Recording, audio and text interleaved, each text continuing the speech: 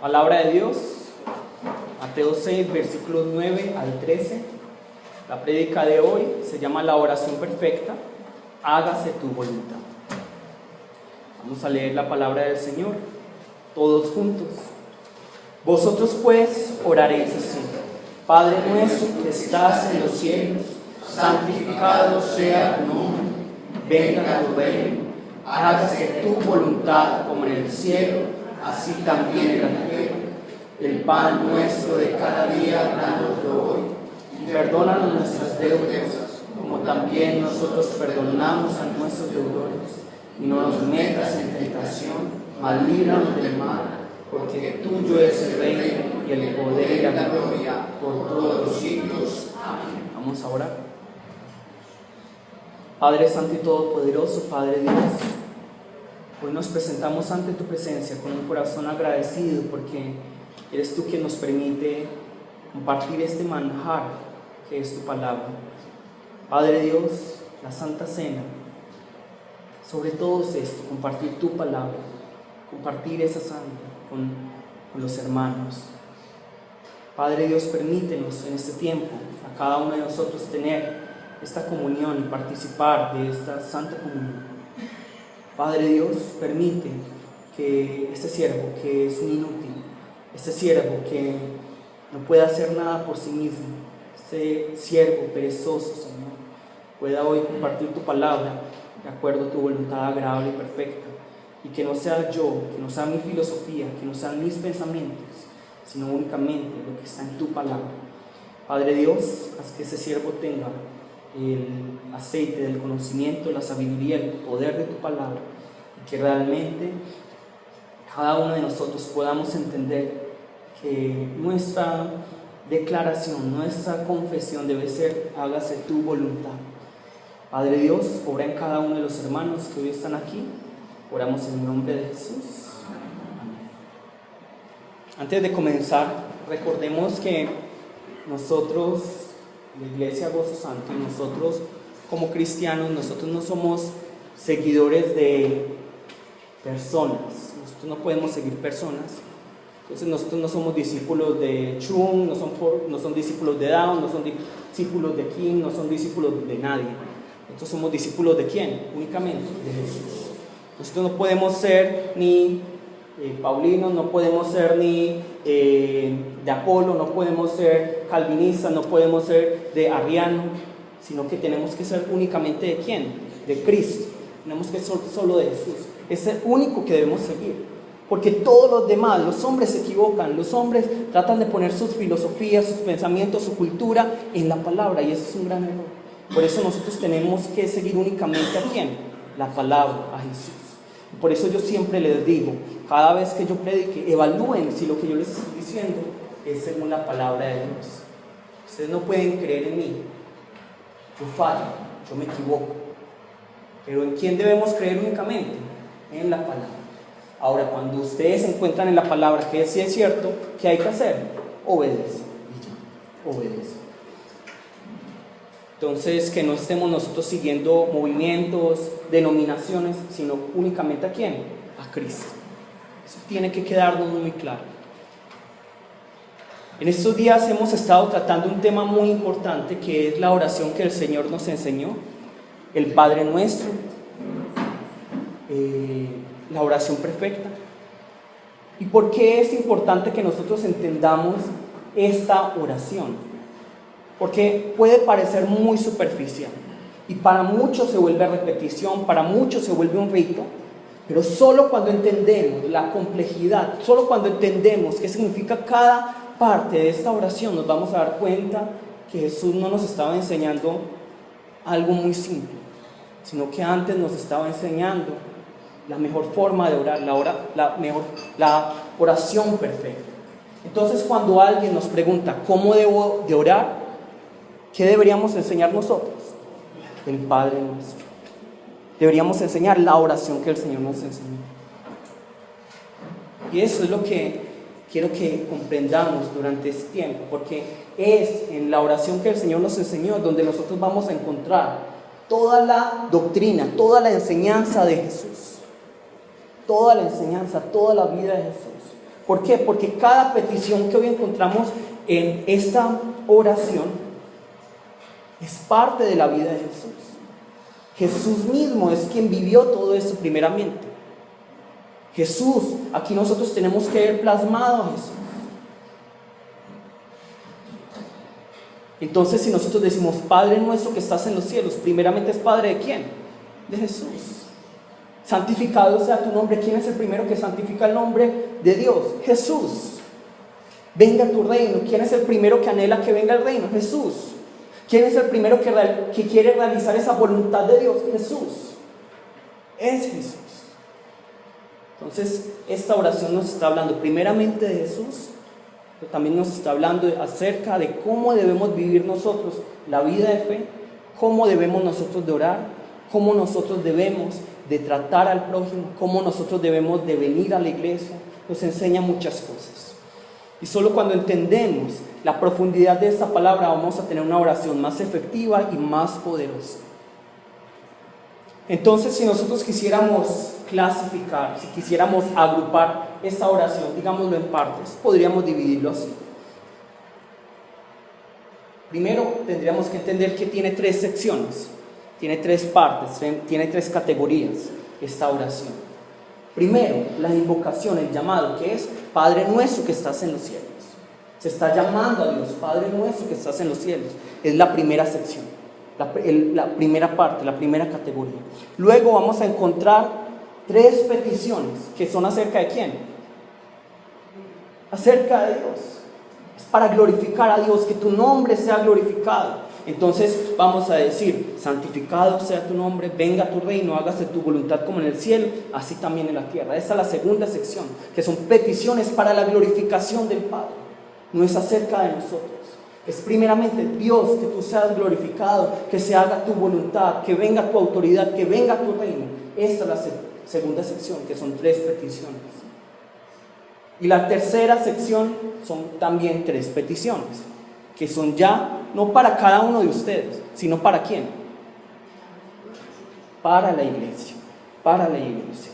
Entonces por eso dice, el pan nuestro de cada día, dánoslo hoy, y perdónanos nuestras deudas, como también nosotros perdonamos a nuestros deudores, y no nos metas en tentación, mas líbranos del mal, porque tuyo es el reino, y el poder, y la gloria, por todos los siglos. Amén. Entonces miren, que digámoslo, nosotros podemos clasificar las palabras según el género y también el número. ¿Está en singular o en plural estos verbos? Están en plural, es decir que no es el pan mío de cada día, dámelo hoy. Y perdona a mí mis deudas como también yo perdono a mis deudores. Sino que, ¿qué dice? Perdónanos. Esto nos quiere decir que si nosotros no somos parte de la iglesia, si nosotros no vivimos como comunidad, no tenemos el derecho de orar esta oración. Porque esta oración es una oración de petición para la iglesia, no para los individuos. Y eso nos tenemos que quitar de la cabeza. Aunque la salvación es individual, si yo vivo como un individuo, si yo vivo sin interesarme por el otro, no soy parte de la iglesia y por lo tanto no puedo decir que realmente tengo fe. Y si no tengo fe, no tengo salvación. Tengo que ser parte de la iglesia. Hoy vamos a terminar esta segunda sección, que son las peticiones para la glorificación del Padre. Pero entonces antes de eso vamos a hacer un pequeño resumen porque es importante hacerlo. Primero, Padre. ¿Por qué podemos decir Padre? Porque nosotros hemos recibido la gracia de Jesucristo y por creer y recibir a Jesús, no por nuestras obras, sino por creer en Jesús, hoy nosotros somos hijos y Dios es nuestro Padre. ¿Por qué decimos nuestro? Porque Jesús es nuestro hermano mayor, pero también porque tenemos que hacer parte de una comunidad. Nadie puede hacer iglesia solo, nadie puede ser cristiano solo. Tiene que ser parte de una iglesia, de la iglesia del Señor nuestro, que estás en los cielos. ¿Qué estamos diciendo cuando decimos que estás en los cielos? Que debemos tener temor de Dios, porque aunque Él sea Padre, Él sigue siendo Dios. Y no solo temor, sino que también confesamos que Él es grande, que Él es omnipotente, omnisciente, omnipresente. Pero primeramente que debemos tener temor de Dios, que Él es Padre, pero que igual no lo tomemos a la ligera porque Él sigue siendo Dios. santificado sea tu nombre. ¿Qué estamos diciendo cuando decimos santificado sea tu nombre? Que Él sea glorificado, que Él sea el primero entre nosotros. Si Él no es el primero en nuestras vidas, entonces, ¿para qué vamos? Luego decimos, venga tu reino. Es el anhelo de que Jesús, de que Dios, el Padre, sea nuestro Rey, que Él sea quien gobierne sobre nosotros. Es por eso decimos, venga tu reino. Y la palabra reino, ¿qué significa? Autoridad. Autoridad. Entonces, tenemos que tener esto muy claro. Entonces, hasta este momento, hasta donde hemos hablado, vamos a compartir con el que está al lado. Vamos a recordarle, qué significa Padre, qué significa nuestro, qué significa que estás en los cielos, qué significa santificado sea tu nombre y qué significa venga tu reino. A la persona que tenemos al lado.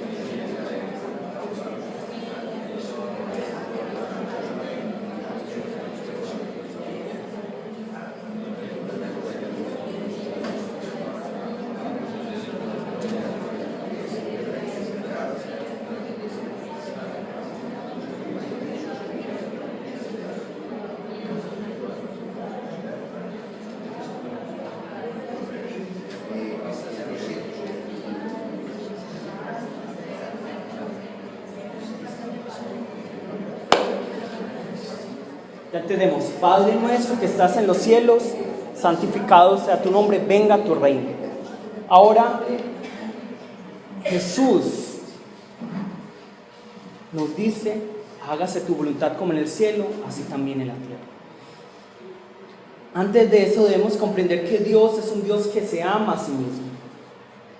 Que lo que Él más ama es a sí mismo. Él no nos ama más a nosotros que a sí mismo. Él no los ama más a ustedes que a sí mismo. Él no los necesita a ustedes. Él no nos necesita a nosotros. Él no me necesita a mí. Él no necesita a nadie. Pero Dios se ama a sí mismo sobre todas las cosas. Y eso no es egolatría, sino que es algo básico. Es algo lógico. Dios se tiene que amar a sí mismo. Y por esta razón, Él guarda su integridad primeramente. Él nunca va a comprometer su justicia, su bondad, su vida, su verdad por cada uno de nosotros. Nunca la va a comprometer. ¿Qué es lo que nosotros quisiéramos? Que Dios comprometiera esa justicia, esa bondad, esa verdad, ese amor por nosotros. Pero Dios nunca lo va a hacer, porque Él se ama a sí mismo y por eso tiene que guardar su integridad. Y es por este amor por sí mismo que Él cumple su voluntad sin falta.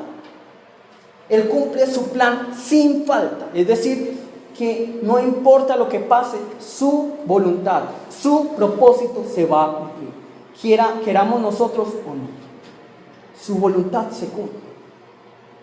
Si no es uno el que quiere servir a Dios, entonces Dios utiliza a otro. Si María hubiera dicho, no, Señor, yo no quiero servirte, Dios utiliza a otra. Dios no está dependiendo de una persona. Dios no depende de nosotros. Dios cumple su plan, sea como sea. Entonces, por eso nosotros debemos entender que cuando nosotros hablamos de la palabra voluntad, no solo debemos entenderla como propósito, como deseo, sino que debemos entenderla como mandamiento. Entonces, la palabra voluntad, la palabra propósito es sinónimo de mandamiento. Entonces, cuando nosotros decimos, hágase tu voluntad como en el cielo, así también en la tierra, estamos diciendo, en otras palabras, que sea tu mandamiento, que sea tu palabra, que sea tu autoridad, como en el cielo, así también en la tierra. Es decir, que así como el mandamiento se cumple en el cielo, también se cumple ¿a dónde? Aquí en la tierra. Que así como los ángeles obedecen al mandamiento de Dios, también se obedezca en la tierra. Y por eso es que está tan unido a venga tu reino, esta parte. Está unido a venga tu reino, hágase tu voluntad como en el cielo, así también en la tierra.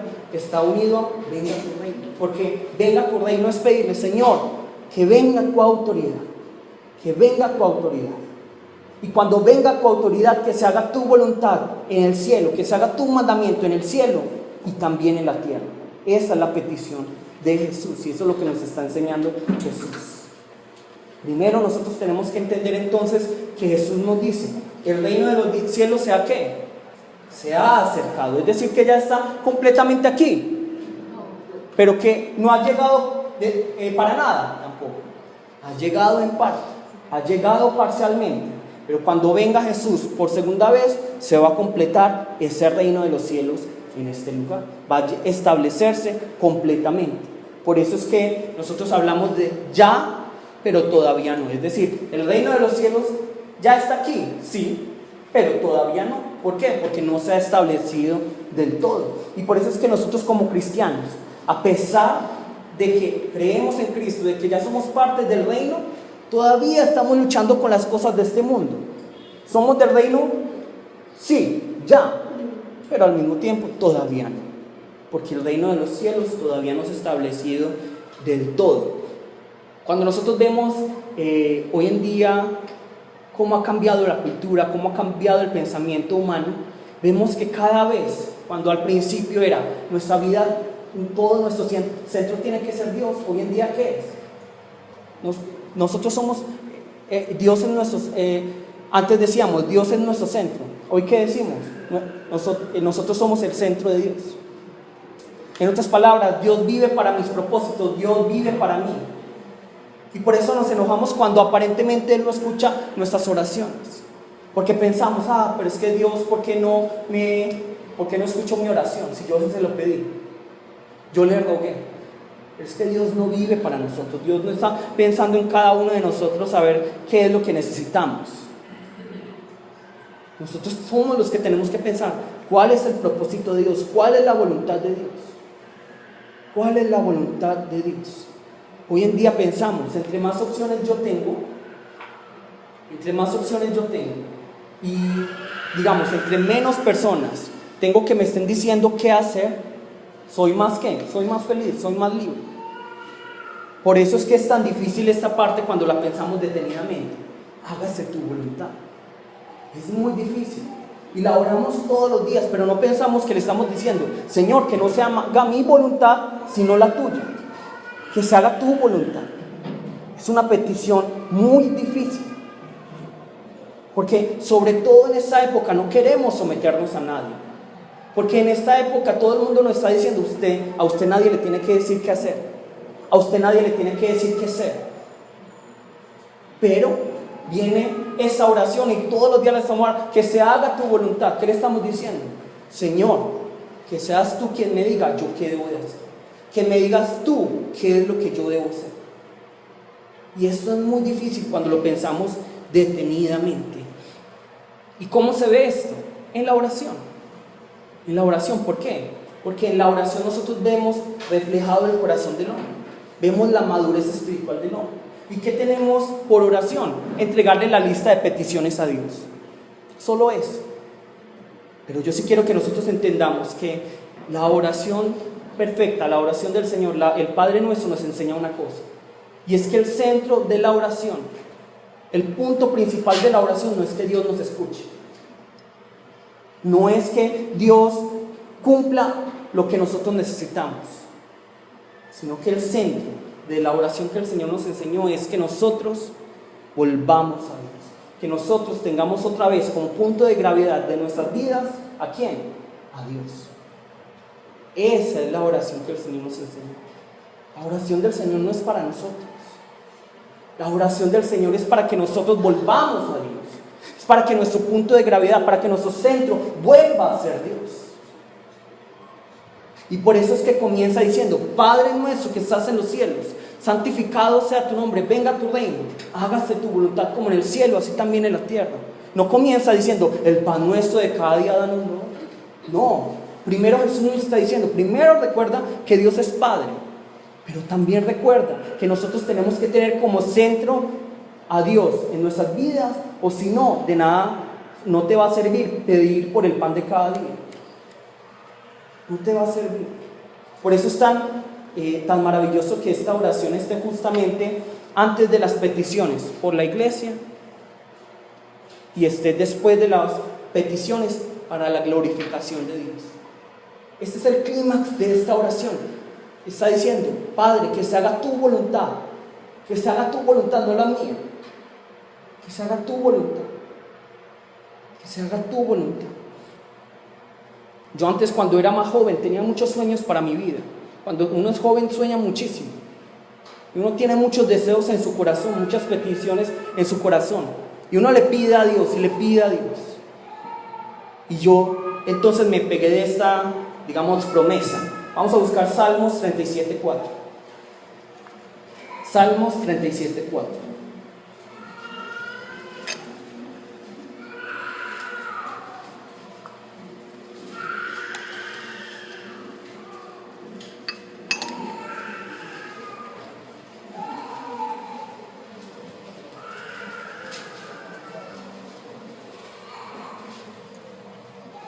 Salmos 37:4.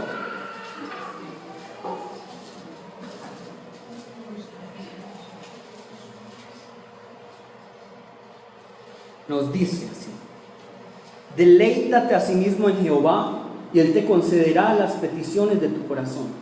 ¿No es como una promesa muy hermosa? Y yo todos los días pedía, Señor, yo quiero este trabajo. Deleítate a sí mismo en Jehová, deleítate a sí mismo en Jehová. Yo quiero tener un noviazgo con esa persona. Señor, deleítate en Jehová, deleítate a sí mismo en Jehová, y Él concederá las peticiones de tu corazón. Yo quiero tener estos zapatos, yo quiero tener estas cosas. Deleítate a sí mismo en Jehová, deleítate a sí mismo en Jehová. Y pensamos que si nos deleitamos en Jehová, Él va a conceder las peticiones de nuestro corazón. Pero cuando uno madura en la fe, cuando uno crece, se da cuenta que lo que quiere decir este pasaje es que cuando yo me deleito en el Señor, las peticiones del corazón cambian. ¿En qué se vuelven las peticiones del corazón? En las peticiones de lo que el Señor quiere, no lo que yo quiero. Porque el corazón del hombre es muy engañoso. Y lo que hoy yo quiero, puede que no lo quiera mañana. Y lo que hoy yo quiero, puede que sea negativo para mi mañana. Entonces Dios no va a ser tan malo para cumplir todo lo que yo anhelo. No puede, no debería. No debería. De hecho hay un artículo donde una persona escribe, que creo que es Sylvester Stallone, el de Rambo, que él era una persona que trabajaba como mesero y lo único que quería era mucho dinero, quería muchísimo dinero, quería fama. Y cuando llegó a ese lugar, ¿ustedes qué creen que logró? Alegría. ¿Llenó ese vacío? No. Antes él dice, yo todavía sigo con este vacío a pesar de ya tener toda esta riqueza y tener toda esta fama. Entonces dice este periodista, yo creo que Dios, porque es una persona que no cree en Dios, yo creo que Dios es un Dios que es tan malo que cuando nosotros le pedimos algo, Él lo cumple. Él cumple el deseo más profundo de nuestro corazón y luego se ríe porque se da cuenta que eso no es lo que nos va a llenar. Entonces, obviamente esto es una falacia, esto es una mentira. Dios no es un Dios que juega con nosotros. Y es por eso tan interesante entender que si nosotros fuéramos Dios, no cumpliríamos los deseos de los corazones de cada uno de nosotros, porque sabemos más que nosotros.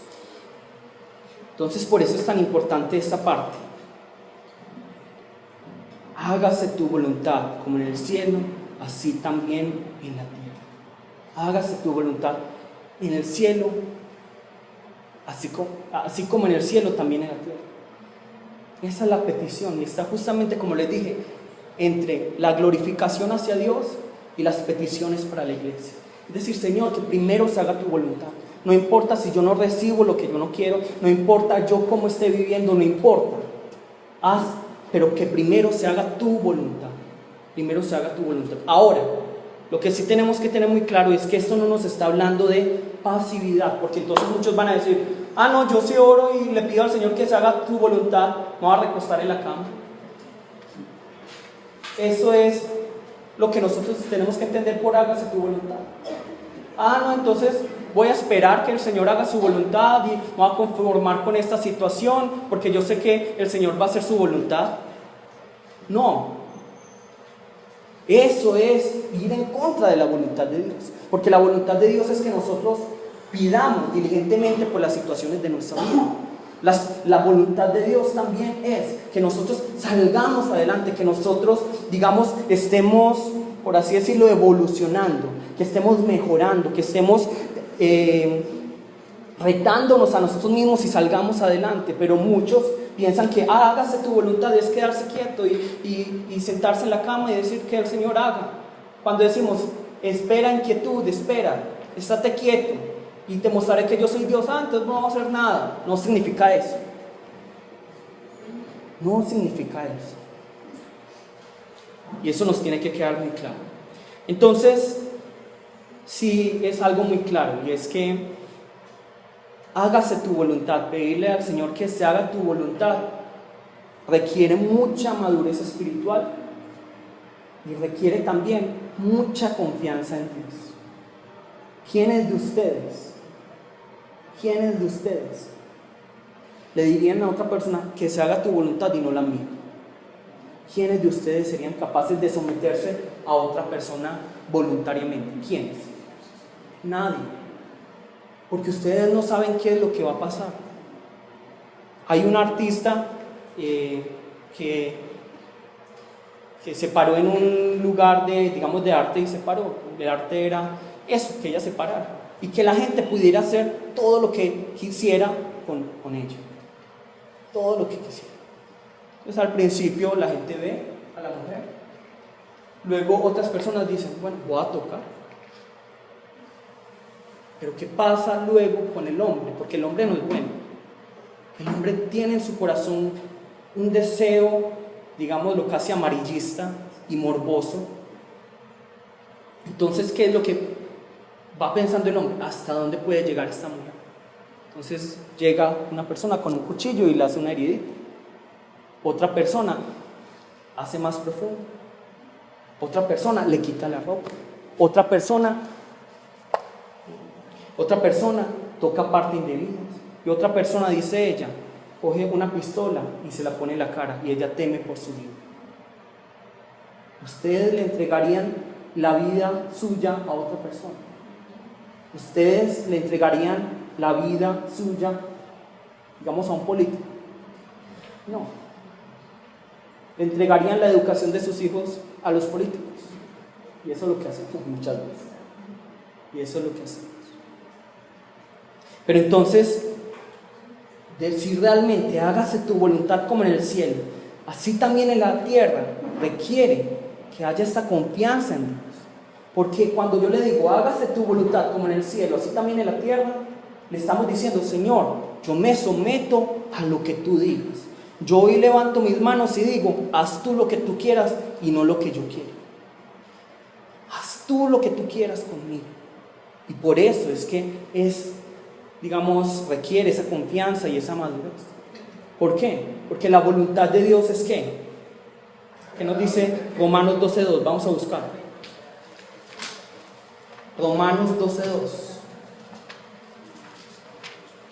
Romanos 12:2.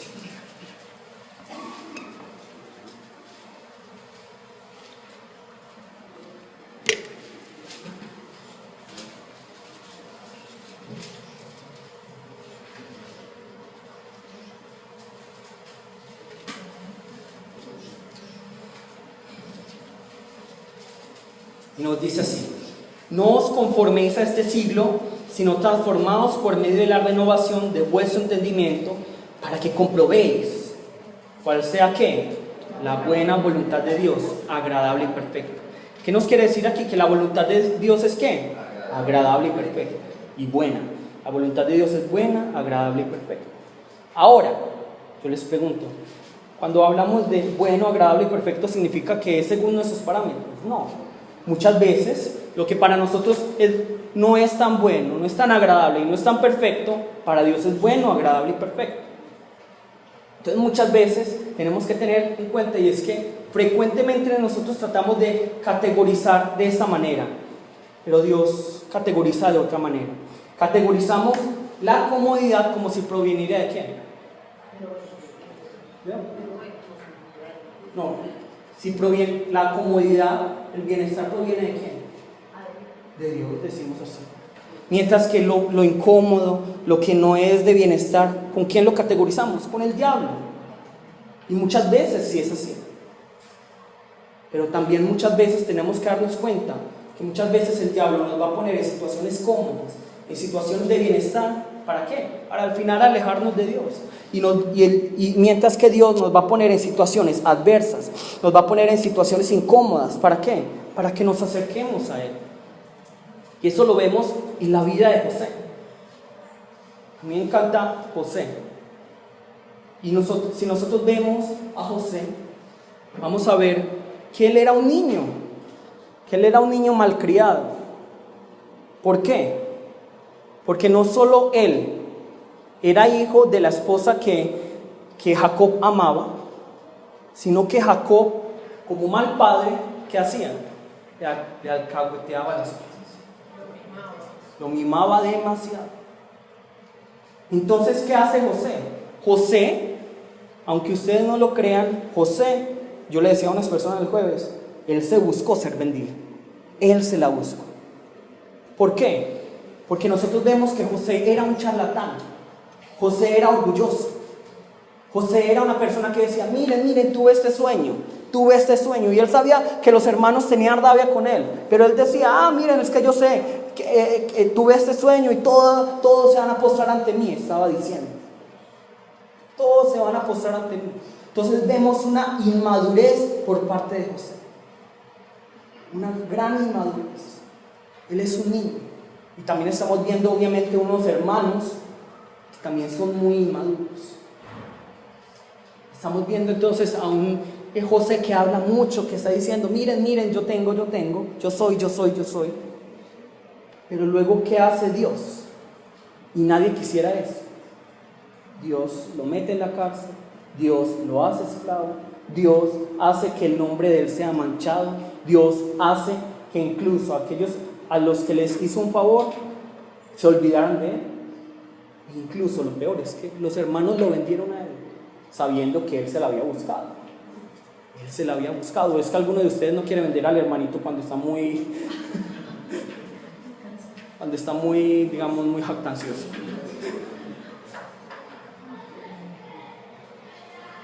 Pero nosotros vemos esto al principio de la vida de José y vemos esta maduración del carácter de José, y luego vemos cuando él se encuentra nuevamente con sus hermanos, cómo es la actitud de José. La actitud de José no es de charlatán, no es de hablador, sino que más bien él se calla y llora y luego se encuentra con sus hermanos. Él ya aprende a que tiene que cerrar más la boca. Él aprende qué es la humildad. Y luego cuando los hermanos le dicen, ay, perdónanos José, ¿qué es lo que dice José? Esto no era para mí, sino que es para la gloria del Señor, porque Él quiere proteger a nuestro pueblo de Israel. Entonces miren cómo Dios utiliza todas estas circunstancias para hacer madurar a José. Pero al mismo tiempo vemos que José no era un hombre pasivo, no era un hombre que se quedara quieto, sino que era un hombre que diligentemente estaba buscando de Dios, diligentemente estaba pensando cuál es el plan de Dios, cuál es la voluntad de Dios. No es un José que estaba como, ay, si esta es la voluntad de Dios, me voy a quedar en la cárcel. Esta es la voluntad de Dios, sí, que pues me dijeron que soy un violador, no importa.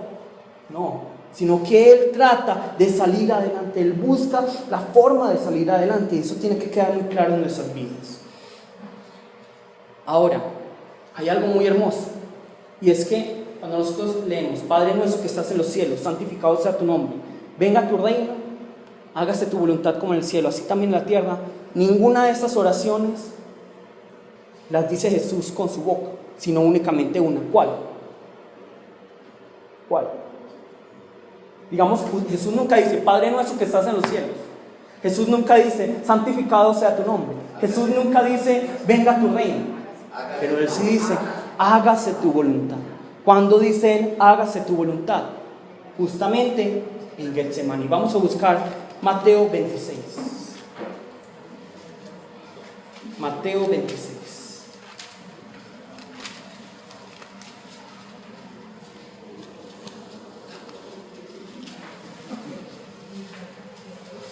Mateo 26.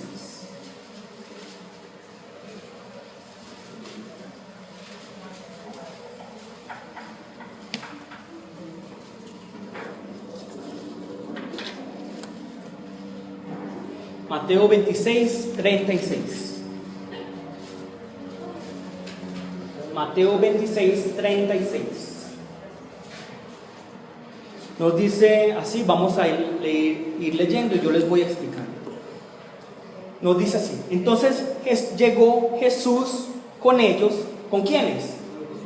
Con los discípulos, a un lugar que se llama ¿cómo? Getsemaní o Getsemaní. ¿Qué significa la palabra Getsemaní? ¿Alguien sabe de pronto? Alguien que levante la mano y diga, yo sé qué significa Getsemaní, y es algo muy bonito. Significa exprimir el olivo y sacar aceite. Sacar aceite. La palabra es como exprimir el olivo y sacar el aceite. Eso significa la palabra Getsemaní. Y es hermoso, ¿por qué? Porque es ahí donde Jesús fue exprimido. Y Lucas nos dice que incluso parece que Jesús hubiera sudado como sangre. Nos dice en la versión de Lucas de esta parte de la historia de Jesús. Que aquí fue exprimido Jesús, desde aquí fue exprimido Jesús. Es desde aquí donde empieza el sufrimiento de Jesús.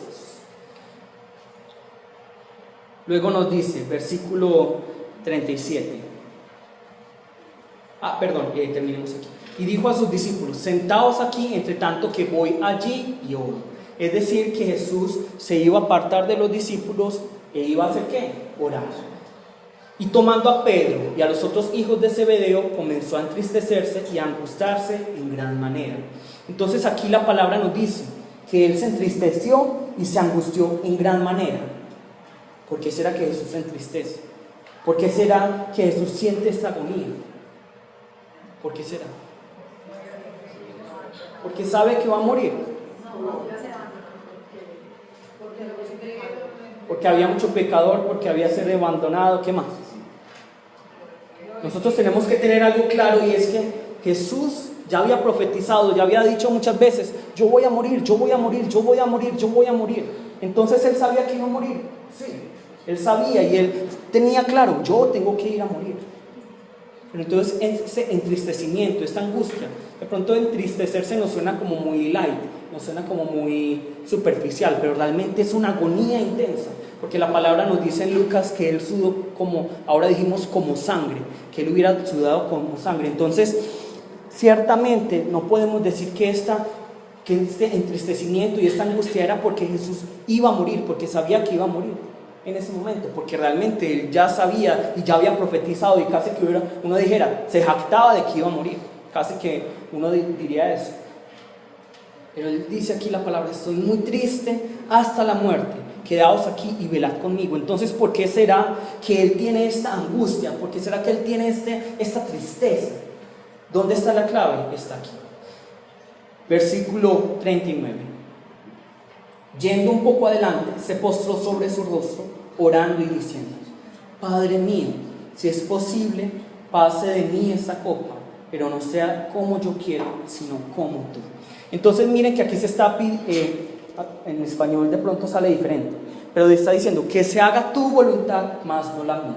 Que se haga tu voluntad. Pasa de mí esta copa y que se haga tu voluntad y no la mía. ¿Dónde está la clave de por qué Jesús estaba tan triste? Jesús, ¿por qué está tan agobiado, con tanto sufrimiento? ¿Dónde? En la palabra ¿qué? Copa. La palabra copa. ¿Por qué? Vamos a buscar Isaías 51:17. Isaías 51:17.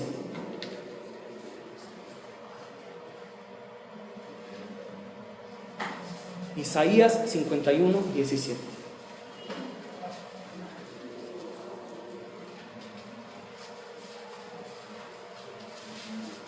Isaías 51, 17.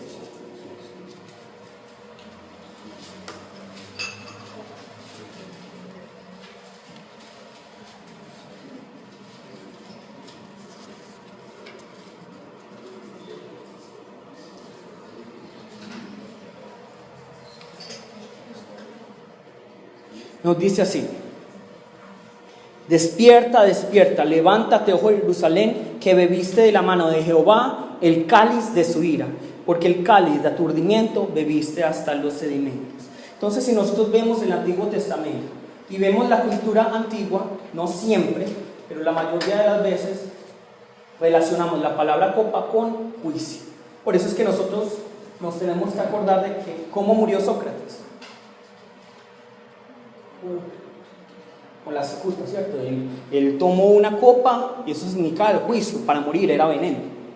De la misma manera, la copa significa, y si nosotros lo vemos en Apocalipsis, si vemos en todo el Antiguo Testamento, la mayoría de las veces la palabra copa va a significar juicio, va a significar condenación, va a significar separación.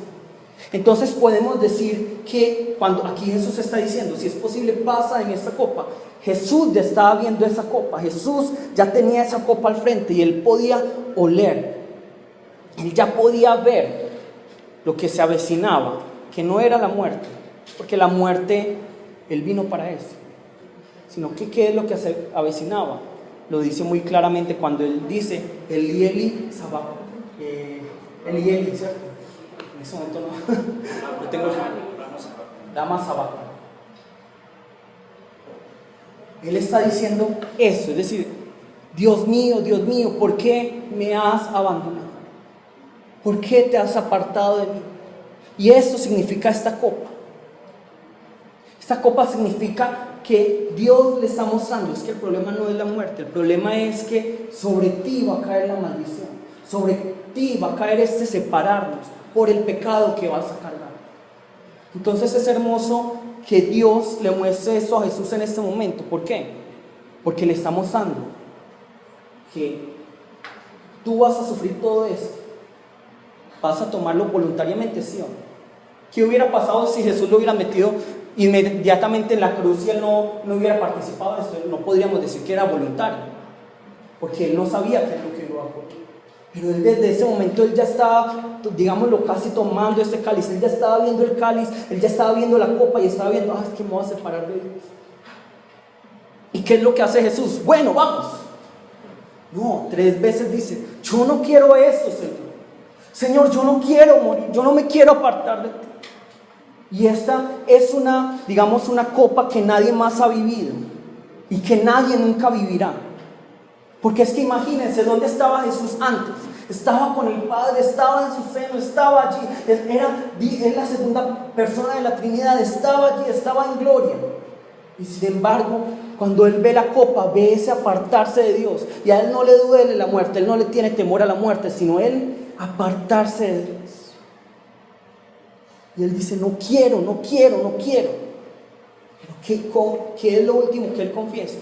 Pero que no se haga como yo quiera, sino tu voluntad, que se haga tu voluntad, no la mía. ¿Quiénes de ustedes serían capaces de pedir eso? Que se haga tu voluntad, sabiendo que viene el juicio, sabiendo que viene el apartarse de Dios. Y nosotros podemos ver cómo Jesús está participando de esta copa, no solo, digámoslo, espiritualmente, sino que lo vemos también en dónde estaba Jesús en este momento. Estaba en un monte de Getsemaní. ¿Y dónde estaban sus discípulos? ¿Qué es lo que estaban haciendo? Estaban durmiendo, cuando deberían, ¿qué? Estar orando por él. Cuando él sabía que venía una gran multitud con palos y espadas a cogerlo como si fuera un ladrón. Él estaba en la oscuridad. Jesús estaba en el monte de la oscuridad en este momento. Y ahí ya estaba participando desde este momento de ese estar apartado, de Dios, de ese dolor. Por eso es bonito que la palabra nos habla de ¿cuántos Adanes hay? 2 Adanes. ¿El primer Adán quién es? ¿Y el segundo Adán quién es? Jesús. Y vamos a ver que los dos tienen casi que la misma situación. El primer Adán, ¿dónde es puesto? En el jardín del... Mientras que el segundo Adán es puesto, ¿dónde? En ese monte de Getsemaní, en este jardín de Getsemaní. Y a los dos se les da un mandamiento: obedece, obedece. A Adán se le dice obedece y a Jesús se le dice obedece. Y los dos están frente a un árbol.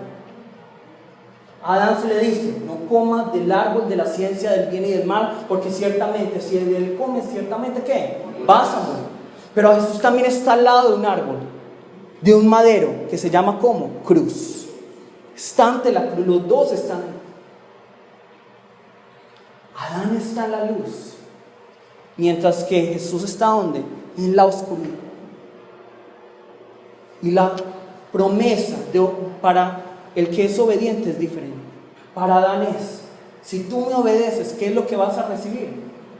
Vida, vas a estar conmigo. Pero ¿cuál es la promesa para Jesús? Si tú me obedeces, ¿qué es lo que va a ocurrir?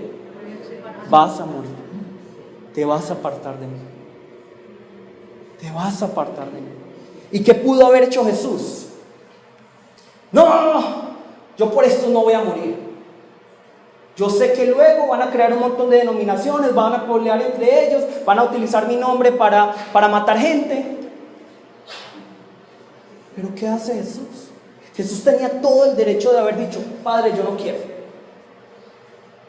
Pero Él dice: Padre, yo no quiero, pero que se haga tu voluntad. Que se haga tu voluntad. ¿Qué nos quiere enseñar esto? Entonces, primero, en lo práctico, que nosotros no somos íntegros. Nosotros, ¿cómo somos en la luz? Padre, que se haga tu voluntad. Padre, te amo. ¿Cómo somos en la iglesia? Sí, amémonos hermanos, nos queremos tanto. Pero ¿cómo es en la oscuridad? ¿Cómo es en el secreto? ¿Cómo es cuando estamos solos? Diferente. Nos enojamos fácilmente. Si viste a este hermano. Pero ¿cómo era Jesús? Jesús nos está demostrando que Él era lo mismo en la luz, pero también en la oscuridad. En los momentos malos y en los momentos buenos. Él era el mismo. ¿Cómo somos nosotros? ¿Cómo somos nosotros? Y segundo, y es muy importante, es ver esto. Y es que Jesús nos está mostrando también cómo debe ser nuestra oración y cómo es nuestro corazón. Nosotros pensamos que ante Dios solo debemos traer lo bueno y decir: Dios, te alabo, te adoro, eres bueno, eres santo. Pero ¿qué nos está diciendo Jesús? Nos está diciendo: sí, Dios es bueno, es santo, pero vengan ante Él con un corazón honesto. Quéjense si se tienen que quejar. Digan: yo no quiero, yo no puedo, no soy capaz, estoy triste, estoy aburrido, tengo rabia. Pero, hágase tu voluntad. Hágase tu voluntad. Vamos a buscar el Salmo 13. Salmo 13.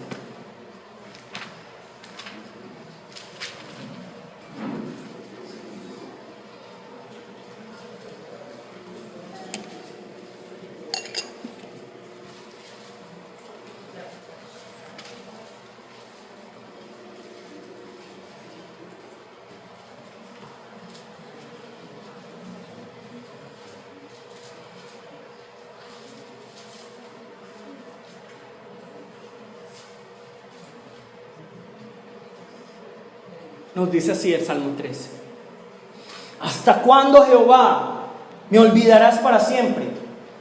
¿Hasta cuándo esconderás tu rostro de mí? ¿Hasta cuándo pondré consejos en mi alma con tristeza en mi corazón cada día? ¿Hasta cuándo será enaltecido mi enemigo sobre mí? ¿Está hablando quién? David. Está quejándose ante Dios. Está diciendo: Dios, ¿por qué? Nosotros nos enseñan, ustedes nunca le pueden decir Dios, ¿por qué? Nunca pueden preguntarle, tienen que siempre mostrar la mejor cara. No, aquí la palabra nos muestra, Jesús nos muestra: Dios, yo no quiero esto. Dios, ¿por qué estoy así? Pero miren cómo termina ese pasaje. Mira, respóndeme, oh Jehová, Dios mío. Alumbra mis ojos para que no duerma de muerte, para que no diga mi enemigo: lo vencí. Mis enemigos se alegrarían si yo resbalara, mas yo en tu misericordia he confiado, mi corazón se alegrará en tu salvación, cantará a Jehová porque me ha hecho bien. No es como bipolar este David, totalmente bipolar. Ustedes que le dirían, ay, te odio tanto, ay, pero te amo. Ay, pero ¿por qué me haces tanto mal? Ay, pero gracias porque me haces tanto bien. ¿Qué pensarían de una persona así? ¿Está loca? David está diciendo, Dios, ¿por qué? Dios, ¿hasta cuándo voy a estar viviendo así? Pero ¿cómo termina él? Dios, pero yo confío en tu misericordia. Entonces no es importante cómo comenzamos, sino cómo vamos a terminar. Mire cómo comienza Jesús. Yo no quiero. Pasa en esa copa. ¿Cómo termina Jesús su oración? Que se haga tu voluntad. ¿Cuál es la parte más importante de la oración? No es la oración, no es el amén, sino ¿cuándo? Después del amén. Después del amén. Es la parte más importante. ¿Cómo vamos a vivir luego de decir amén? Entonces, sí, es muy difícil vivir diciendo que se haga tu voluntad, porque hay muchas cosas que no vamos a comprender. Esa es la verdad. Pero, ¿por qué yo puedo decir hágase tu voluntad? Porque yo tengo confianza en él. Por eso la palabra fe realmente significa confianza. ¿Y por qué tengo confianza? Porque le conozco. ¿Y cómo le conozco? Porque le he experimentado. Entonces, si yo sé que Dios es mi Padre, que Dios es el que está en los cielos, por lo tanto es todopoderoso, Él es omnipresente, Él es omnisciente. Si yo sé que Él es Rey, puedo confiar en Él totalmente. Por eso es que Jesús comienza diciendo, Padre nuestro, que estás en los cielos, santificado sea tu nombre, venga tu reino. Él está diciendo, Dios es tu Padre, Dios es tu Rey, Él todo lo puede. Entonces confía en Él y entrégale tu vida. Eso es lo que nos está diciendo Dios con hágase tu voluntad. Hágase tu voluntad. Vamos todos a ponernos de pie.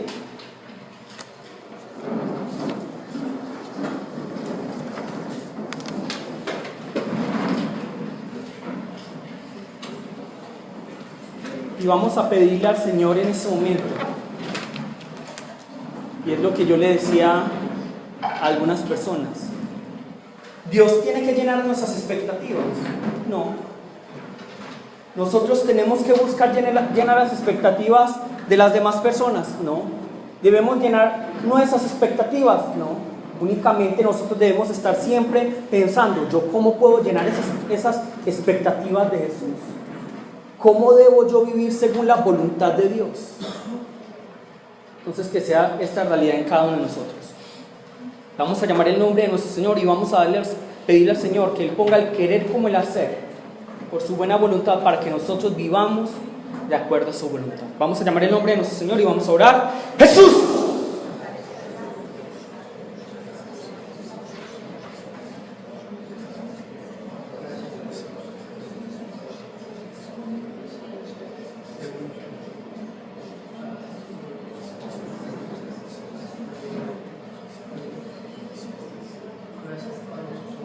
Padre Santo, Todopoderoso, Padre Dios, hoy nos presentamos ante tu presencia, Señor, con un corazón agradecido, Señor, porque realmente podemos decir, Padre nuestro que estás en los cielos, santificado sea tu nombre, venga tu reino. Y por eso, porque tenemos esta confianza, podemos decir, hágase tu voluntad como en el cielo, así también en la tierra. Padre Dios, por favor, ayúdanos a madurar, permítenos crecer espiritualmente, permítenos saber que tú eres el Dios vivo que está en control de todas las cosas. Padre Dios, por favor, permítenos someternos a tu voluntad agradable y perfecta. Permítenos conocerte para experimentarte y así tener confianza en ti. Padre Dios, ayúdanos, Señor, a que realmente podamos postrarnos ante tu presencia y glorificarte con todo lo que somos. Haz que realmente podamos adorarte, podamos exaltarte, podamos reconocer que tú eres el Dios vivo que está en control de todo. Padre Dios, guíanos, Señor, te lo pedimos en el nombre de Jesús. Vamos en este momento a buscar a la familia, aquellos que no tengan familia aquí, vamos a buscar a los hermanos que también no tengan familia y vamos a orar para que el Señor nos permita ser familias que realicen la voluntad de Dios. Vamos a llamar el nombre de nuestro Señor y vamos a orar. Jesús.